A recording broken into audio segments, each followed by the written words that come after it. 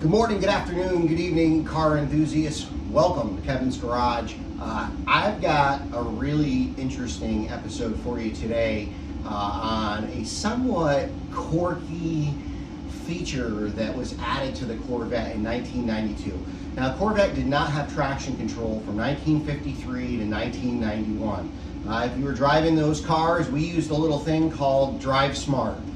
But in 1992, the engineers decided to add traction control to the Corvette, specifically geared towards cold climate driving, snow and ice conditions, which to me, in its own, is quirky. I think 98% of drivers are not driving these cars in the winter, but nonetheless, they applied this AR system to the car. It is definitely somewhat of a quirky system due to one little very odd feature that they would remove from the system later. And this put me in a very precarious situation when I got my first C4 Corvette. Was in 1993. This feature really put me in a jam. And I wound up finding a MacGyver way out of the situation that I'm going to share with you in this video that really applies to any standard vehicle that you could use to get yourself out of a sticky situation. So sit back, relax, get a cup of coffee, maybe a glass of scotch, whatever you're into, because when we come back, we're going to talk about everything you need to know about ASR, a neat little story about how it almost cost me my car, and a neat little trick of how I got out of it.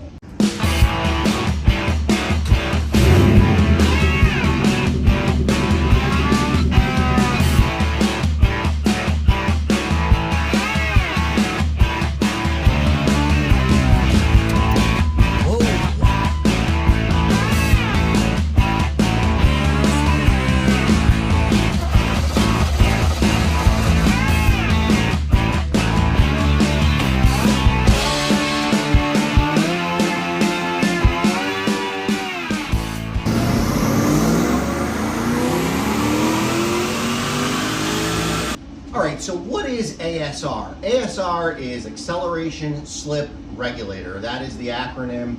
And again, this is the traction control system that they added to the 92 Corvette. Now you might be saying, Kevin, that car doesn't even have ASR. Yep, that is true. This is a 1985 Corvette. This car doesn't even have ABS. But it's going to come into play when I get into the story. I'm going to use it. The throttle body on this car is exactly the same as the throttle body on the later cars, and that was the trick to getting myself out of trouble. Now, ASR, as I said, to me is a quirky system that's designed for a sports car, for it to be able to operate in cold weather.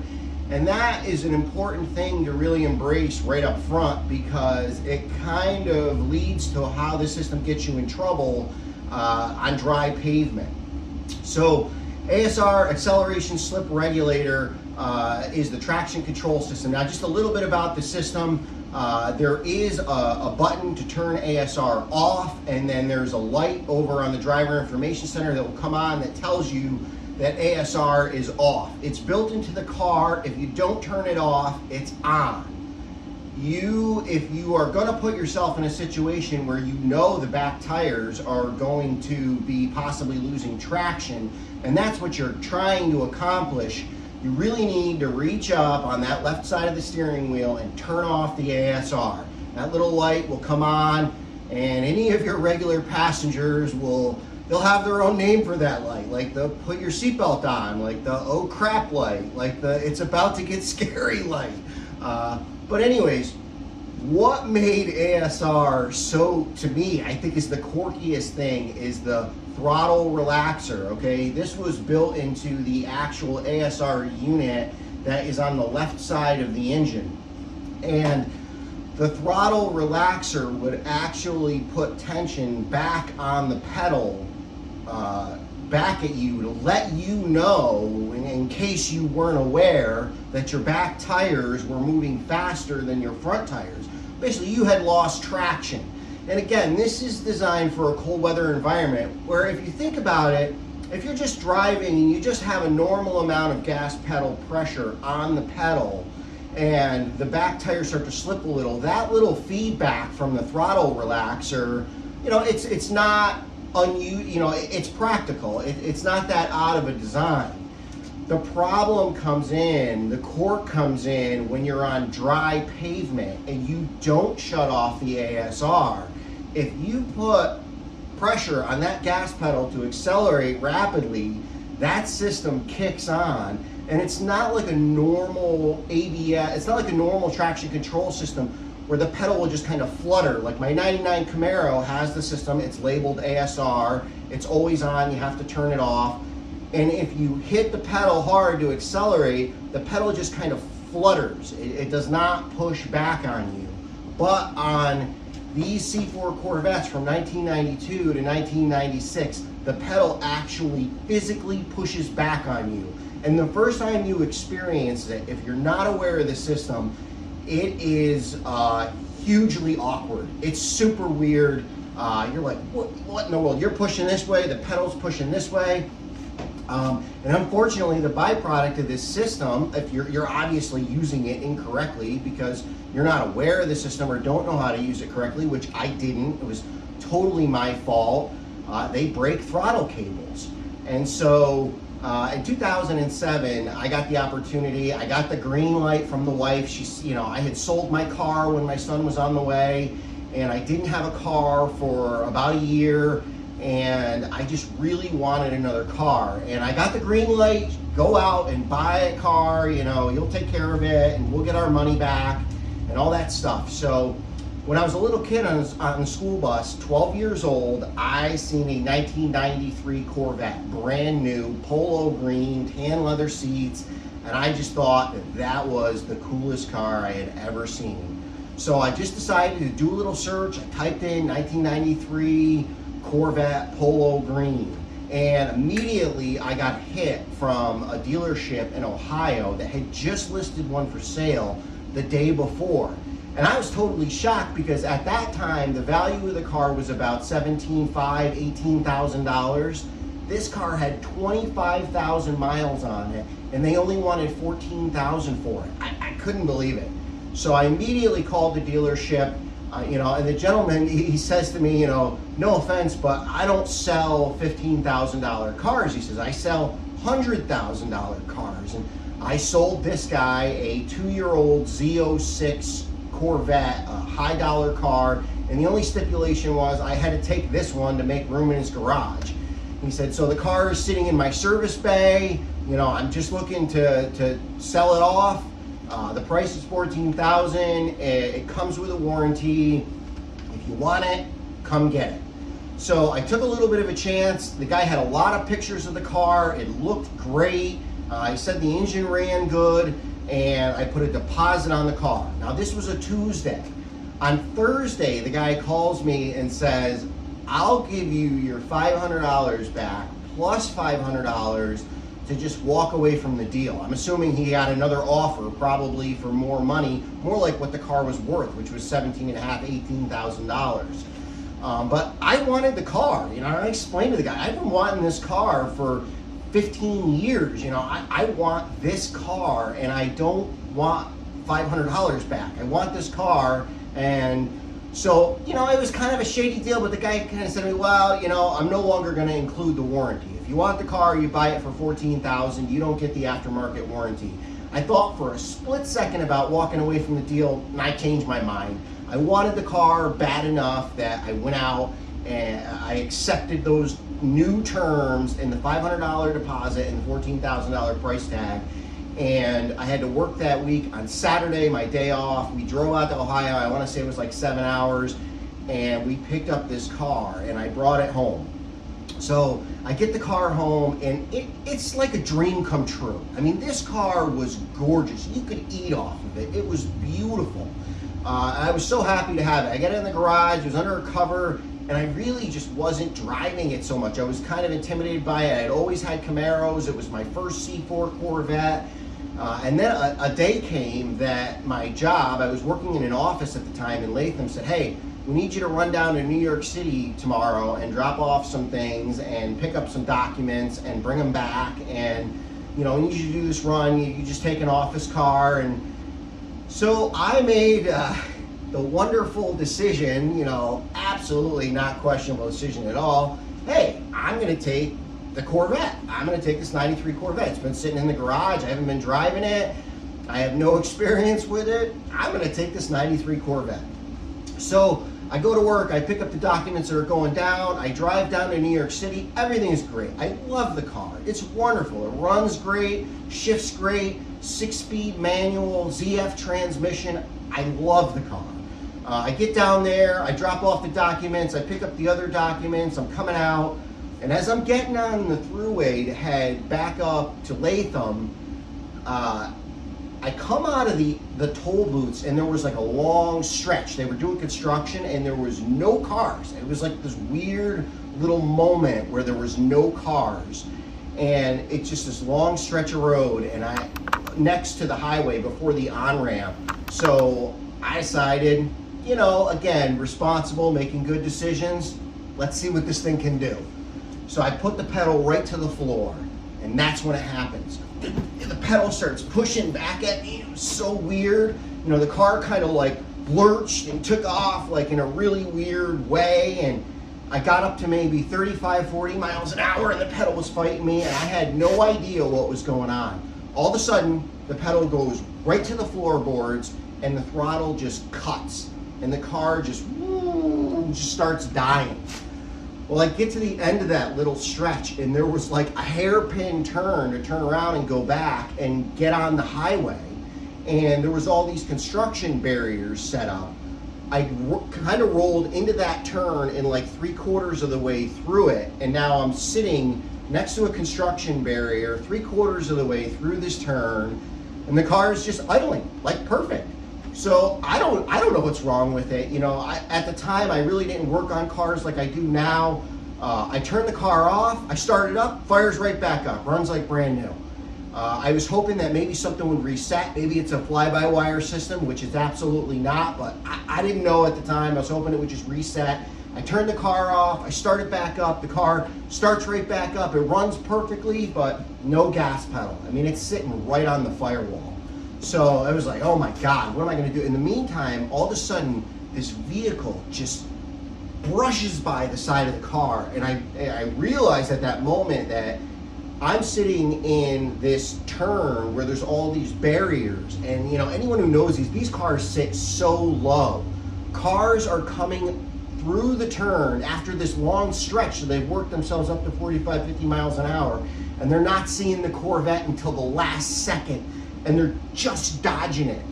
And I'm telling you, I was in a level 10 panic. Like I was like, holy cow. Like I just went from being in my glory, this car that I've always wanted, to this thing's gonna get smashed at any moment. Somebody's gonna hit this car. I mean, it was terrifying. So I pulled the e-brake, I turned the car off. The first thing I thought is my own personal safety. I gotta get out of this car.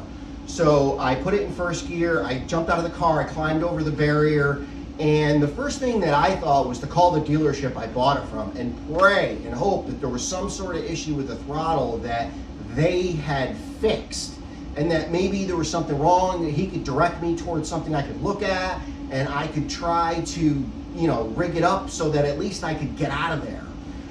So I called the dealership, and the guy's like, no, the car was here for 6 days. You came and got it. Like, we didn't do any work on the car whatsoever. And he said, if I was you, I would call a tow truck like immediately. Now, you got to also kind of understand, this is 2007. I had a flip phone. Like, you couldn't just Google a tow truck. Like, you know what I mean? I'm in just outside New York City. I'm in this construction zone. I'm panicking because cars are just missing it. So I'm not thinking the clearest. And as this is going on, I'm standing there with my phone in my hand. I see this vehicle coming around the bend, and I'll never forget this image in my mind. And it's just lined right up for the car, and I'm like, oh my God, this is it. This guy is gonna wreck this car. And God knows what the situation will be from there. at the last minute, he swerves, he's honking his horn, and I'm like, oh my God, this is, what am I gonna do? I got out of here. So then I thought to myself, all right, the car sits so low, but the hood is really tall. So I thought to myself, I'll go and I'll open the hood so at least people that are coming can see the car from further back, which is a great tip. If you're ever on the side of the road, if you have a problem with a C4, at least open the hood so cars can see the car from further back. So I jump over the barrier, I pull the hood release, I open the hood, and as I'm opening the hood, I look at the throttle body and I get a little idea. I've got a plan. Yikes. I jump back in the car. I think like maybe the previous owner left some tools in here. I look around. I have no tools whatsoever, none. There is no storage compartment behind the driver's seat because that's where the ASR and the traction control unit is. And behind the passenger seat, there was nothing in there. It's just a shallow compartment. I had nothing but some sales documents from the car, my work documents, and I had some change in the cup holder. So that's when this little idea, you know, I already had the idea, but I just tried to figure out what I could use to make this happen. I start the car back up, it starts up, it runs, now the hood's up. I grab the only thing I have in the car other than documents, which is a quarter, a nickel, and a penny. And I just open the throttle body and I stick the quarter and the nickel and the penny in there, and it just hangs the car up at like 2,800 RPMs. I shut the hood, I jump in the driver's seat, drop the e-brake, and take off, and I'm out of there. So now I'm like, okay, well now what do I do? And I'm just like, again, I was at work, I needed to get back to Latham, I had some things that were kind of important. I'm like, I'm just gonna drive the car home like this. So, but it was problematic with the quarter, the nickel, and the penny in there. The car was working its way up to like 95 miles an hour. I had to push the clutch in and put it in neutral, let it slow down, push the clutch in, put it back in 5th gear. Then it would rapidly accelerate up to 95 miles an hour again. Push the clutch in, put it in neutral, slow down. So then I see a sign, rest stop ahead. So I pull into the rest stop, I pull the e-brake, open the hood, the engine's running 2,800 RPMs. I pull the coins out and I put the quarter and the penny back in. I take the nickel out. And now it's hung up at like 1,900 RPMs. And I shut the hood and I drove the car all the way back to Albany like that. I can't even believe how well it worked. It would creep its way up to like 90 miles an hour when you were going downhill or a little bit faster. And then when you got into a hill where you were going up, the car would slow down to like maybe 62 and cars would be passing me. You know, your cruise control does more than just fix the throttle in a fixed position. It uses vacuum to add and subtract gas. So it didn't work perfectly, but it worked. And I got out of there and I got back to Albany. I drove the car back to work. I had to go in and like not say a word because I wasn't even supposed to have that car with me. I was supposed to be driving a work vehicle. So I go in and I drop the documents off. At the end of the day, I come out, I open my hood, I start the car up, I stick the quarter and the penny back in, drive the car home, stick it in the garage. And then the following week, when I had a day off during the week, I did the same thing. I opened the hood, started up, stuck the quarter and the penny in there, and I drove the car to the dealership. And this is where the story gets even weirder. Was that I take this car to the dealership that looks like it just came off the showroom floor. Now it's in 1993 and it's 2007, but this car looks like it's brand new. I bring it there, I explain what's going on. The service manager himself comes out and he's like, how did you think, like, I've been doing this for 30 years. He's like, I've never seen anybody. He's like, what possessed you? Like, that's all I had. I had a couple pieces of change and I needed to get home. And so that's what I did. I stuck them in the throttle body and I got the car home. So he's like, well, you know, the good news is that the part's only like $40. He said, the bad news is that there's none of these throttle cables in the inventory. Now, that tells me that this is an issue that a lot of people have had. And doing a little research and poking around, I found two huge suppliers where you could readily buy throttle cables for 84 to 91 Corvettes. No problem. They're all over the place. But both of these very large suppliers had no throttle cables for 92 to 96. It is also worth noting that the 92-93 cable is different than the 94 to 96 cable. But I even checked the 94 to 96 cable just doing the research for this video, and I couldn't find any of those available. So what I wound up having to do was go to a junkyard and acquire a throttle cable through a junkyard and get that put into the vehicle, you know, and that's how I repaired it, and that's how I got the car going again. Now you may be wondering, like, how could they put a feature like that in the car and not tell people about it? Well, here's the thing, you know, here's the thing about history and media that catches up to, you know, things over time. They did tell people about this feature, and they did explain the way this feature works. This was all in the driver's video that came with the vehicle. Unfortunately, in 1993, those were all VHS. And even by 2007, I didn't even have a VHS player in my house in the event that I did have the tape. So there is a driver information video that they were including with 92 to 96 Corvettes, but they were VHS. And so even if you have a video, which, I mean, I acquired that 93, it was like brand new, I didn't have the video. Most people at this point in time, you know, they got stuck in a drawer, the car got sold 3 times, they don't have the video. But there is a video for the car, and it explains all of that. Now, is ASR a bad system? I'm not saying that ASR is a bad system. In fact, if you look at the performance of ASR on ice, and I'll clip in a little video here, the car with ASR engaged outperforms the car without ASR, you know, very well. But the moral of the story is that this is a system that was designed to be used in low traction situations. If you are in a normal traction situation and you are intentionally breaking those tires free, you really need to reach up, hit that ASR button. The ASR light will come on the driver's information center, and then you can do whatever you want with this. All right, so I just want to give you guys a quick demonstration on how this works. Hood up here. Car was idling like this. Okay, just took the throttle.